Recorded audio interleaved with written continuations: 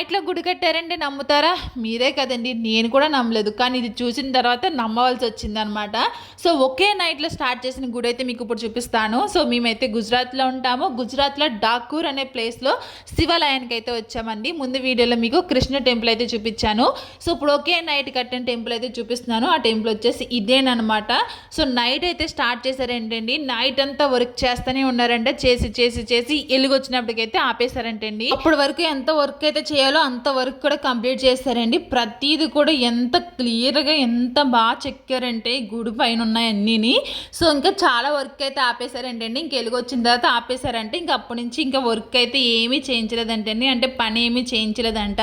So అది కూడా చూపిస్తానండి. ఇంకా లాన్కి అయితే వచ్చేసాము. లాన్ కూడానండి పైకి గోపురం చూస్తుంటే ఎంత క్లియర్గా నీట్గా ఎంత బాగా చెక్కారంటే నాకు అస్సలు నమ్మబుద్ధి అవ్వలేదండి. ఒకే నైట్లో ఇదంతా చేశారంటేని.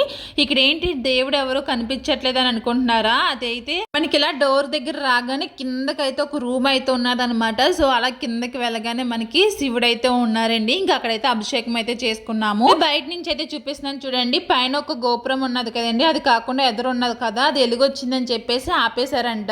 ఇక్కడ చాలా వర్క్ అయితే ఆపేశారు. ఇక్కడ దేవుళ్ళని అయితే మొత్తం రాయితో చెక్కారు, అవన్నీ ఎక్కడెక్కడ వదిలేశారు. అంటే వెలుగొచ్చిందని చెప్పేసి మొత్తం అన్ని వదిలేశారంటండి. ఇంక అప్పటి నుంచి వర్క్ అయితే ఏమీ చేయించలేదనమాట. సో ఇలాంటి టెంపుల్స్ అయితే ఇంకా చాలానే ఉంటాయండి గుజరాత్లోని.